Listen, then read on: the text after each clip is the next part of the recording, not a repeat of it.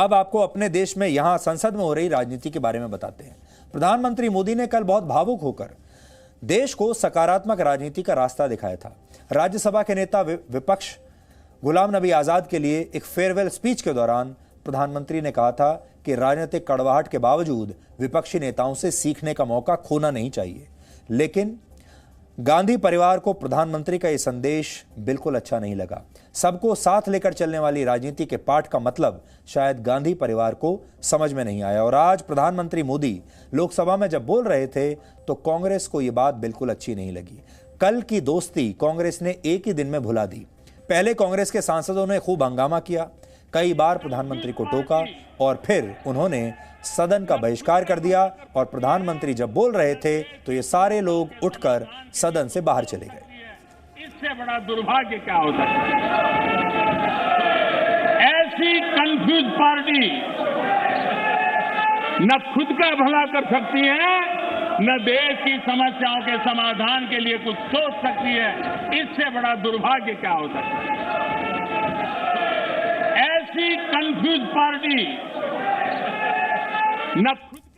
तो आप सोचिए, प्रधानमंत्री मोदी सदन में बोलते ही रह गए और कांग्रेस के सारे सांसद उठकर बाहर चले गए और उन्होंने प्रधानमंत्री के भाषण का बहिष्कार कर दिया।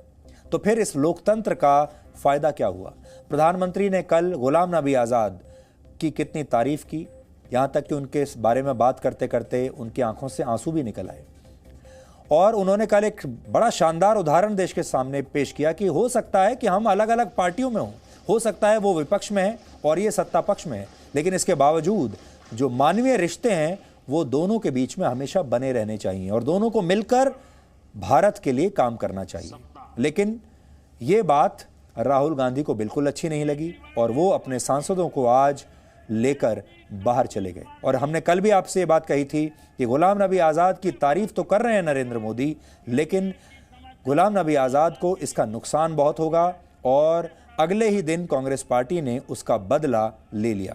आपको याद होगा 2 दिन पहले जब प्रधानमंत्री ने राज्यसभा में भाषण दिया था तब कोई हंगामा या नारेबाजी नहीं हुई थी, लेकिन आज लोकसभा में कांग्रेस के सांसदों ने कई बार हंगामा किया। सोचिए, एक ही पार्टी है लेकिन अलग अलग सदनों में उसका व्यवहार अलग अलग है। कभी वो चर्चा में हिस्सा लेती है तो कभी वो सहूलियत के हिसाब से वॉकआउट कर देती है। आप भी सोच रहे होंगे ऐसी कौन सी राजनीति है जिसके कारण कांग्रेस पार्टी अलग अलग समय पर अलग अलग नजर आती है। और लोकसभा की खास बात यह है कि लोकसभा में राहुल गांधी बैठते हैं और उन्हें ये बात बिल्कुल आज उन्हें ये बात अच्छी नहीं लगी।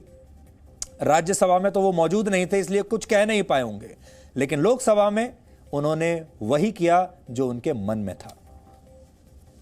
हमें मानते थे कि हिंदुस्तान की बहुत पुरानी पार्टी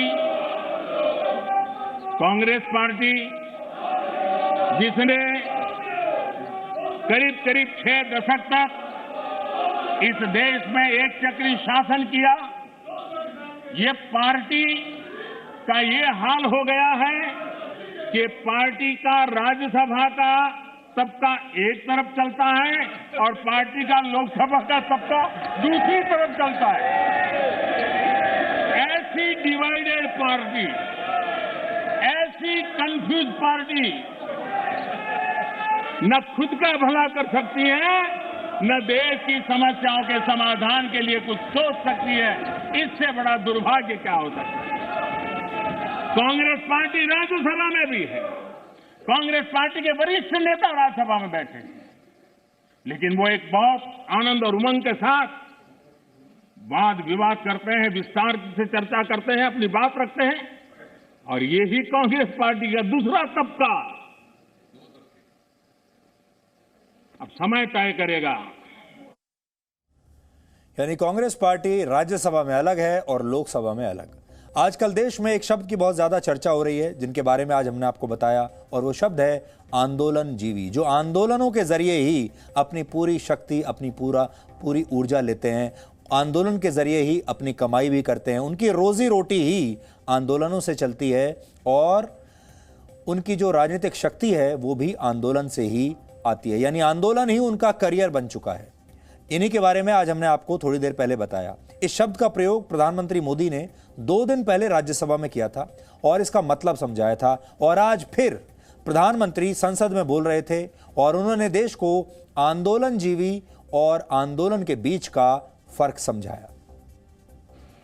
जब तथ्यों के आधार पर बात टिकती नहीं है तो ऐसा होता है जो अभी देखा, आशंकाओं को हवा दी जाती है, ये हो जाएगा वो हो जाएगा, और माहौल ये आंदोलनजीवी पैदा करते हैं। माननीय अध्यक्ष जी, किसान आंदोलन की पवित्रता, और मैं बहुत जिम्मेवारी के शब्द प्रयोग करता हूं, मैं किसान आंदोलन को पवित्र मानता हूं और भारत के लोकतंत्र में आंदोलन का महात्म्य है और रहने वाला है और जरूरी भी है। लेकिन जब आंदोलनजीवी पवित्र आंदोलन को अपने लाभ के लिए बर्बाद करने के लिए निकलते हैं, तब क्या होता है? कोई मुझे बताएं, 3 किसान कानून की बात हो और दंगाबाज लोग जो जेल में हैं, जो संप्रदायवादी लोग जो जेल में हैं, जो आतंकवादी लोग जेल में हैं, जो नक्सलवादी जेल में हैं, उनकी फोटो लेकर के उनकी मुक्ति की मांग करना, ये किसानों के आंदोलन को अपवित्र करने का प्रयास है कि नहीं? माननीय अध्यक्ष जी, इस देश में टोल प्लाजा, सभी सरकारों ने स्वीकार की हुई व्यवस्था है। टोल प्लाजा इस देश में सभी सरकारों ने की हुई व्यवस्था है, और उस टोल प्लाजा को तोड़ना, उस टोल प्लाजा को कब्जा करना, उस टोल प्लाजा को न चलने देना, ये जो तरीके चले हैं, वो तरीके क्या पवित्र आंदोलन को कलंकित करने का प्रयास है कि नहीं?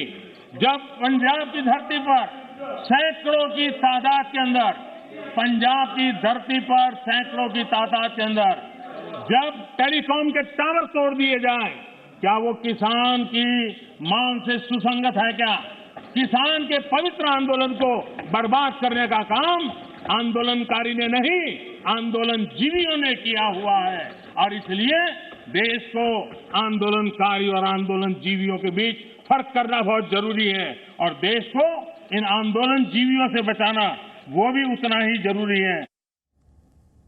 तो आखिर में हम आपसे बस इतना कहेंगे कि सच और तर्क, हमेशा किसी को भी सच और तर्क के हिसाब से चलना चाहिए, और ये दोनों ही आजकल पाताल लोक में जा चुके हैं, और इसकी सबसे बड़ी वजह है इवेंट मैनेजमेंट कंपनियां, इस सब की सबसे बड़ी वजह है आंदोलनजीवी, जिन्होंने सच को रास्ते में ही ब्लॉक कर दिया है, जिन्होंने तर्कों को रास्ते में ही रोक कर नष्ट कर दिया है। और अगर आप चाहें तो आज हम आपसे ये कहना चाहते हैं कि अब तो इंटरनेट का ज़माना है, आपके फ़ोन में इंटरनेट ज़रूर होगा, आप चाहें तो फ़ोन पर भी सर्च करके 3 कृषि कानून जो हैं उन्हें अपने फ़ोन पर या जहां भी आपको सुविधा उपलब्ध हो डाउनलोड करके एक बार कृषि कानूनों को पढ़िएगा ज़रूर, और फिर खुद तय कीजिएगा कि ये आंदोलन कितना सही है और कितना गलत। Presenting B News app, available on Google Play and App Store. Download it now.